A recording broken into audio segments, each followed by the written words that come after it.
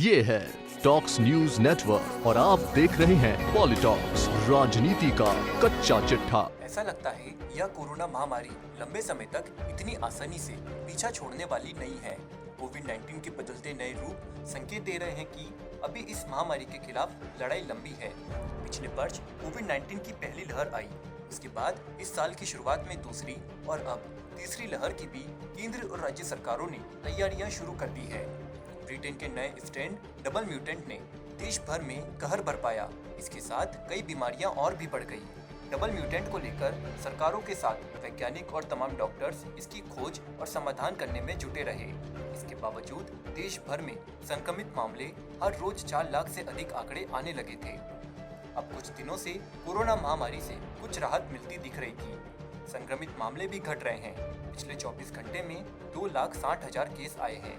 लेकिन अब देश में इस महामारी से एक और नया खतरनाक रूप निकला है।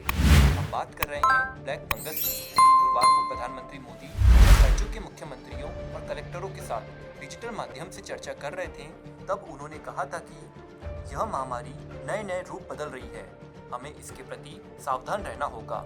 पीएम मोदी का इशारा ब्लैक फंगस को लेकर ही था। इसके साथ ब्लैक फंगस के बाद अब व्हाइट फंगस की दस्तक से मुश्किलें बढ़ गई है। सोशल मीडिया पर कई यूजर्स एक दूसरे को इससे बचाव और उपाय करने की जानकारी साझा कर रहे हैं। बता दें कि व्हाइट फंगस इसलिए अधिक खतरनाक है क्योंकि शरीर के हर अंग को प्रभावित करता है। फेफड़ों तक पहुंचे तो लंग बॉल कहते हैं। सीटी स्कैन जांच में फेफड़ों के भीतर यह गोल गोल दिखाई देता है। ब्लैक फंगस से अब तक 200 से अधिक लोगों की जान जा चुकी है। सबसे अधिक महाराष्ट्र में 100 से अधिक लोगों की मौत हो चुकी है।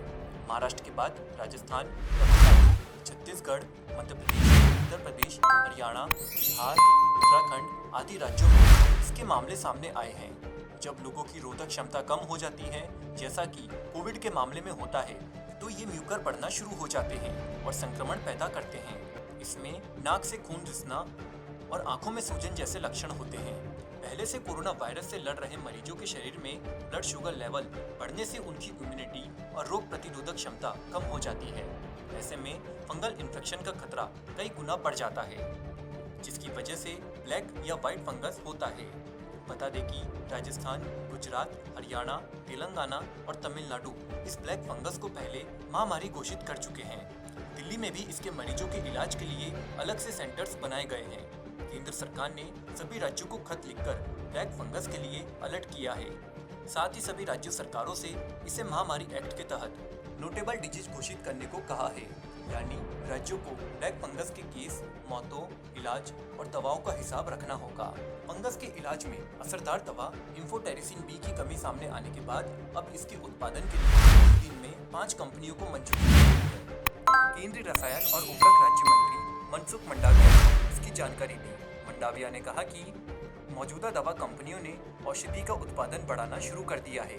उन्होंने कहा कि भारतीय कंपनियों ने एम्फोटेरिसिन बी की 6 लाख खुराक के आयात के लिए भी ऑर्डर्स दिए हैं, जो जल्दी आ जाएगी। स्वास्थ्य मंत्रालय के संयुक्त सचिव लव अग्रवाल ने गुरुवार को राज्यों से कहा कि ब्लैक फंगस इन्फेक्शन के केस बहुत ज्यादा बढ़ रहे हैं और इससे कोविड मरीज की मौतों की संख्या भी बढ़ रही है।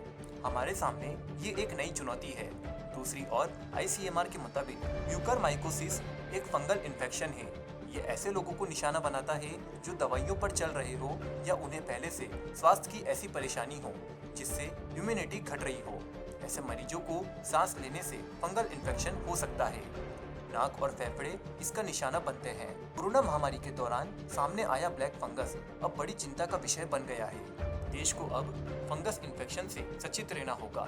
पॉलिटॉक्स ब्यूरो, दिल्ली। ये है टॉक्स न्यूज नेटवर्क और आप देख रहे हैं पॉलिटॉक्स, राजनीति का कच्चा चिट्ठा।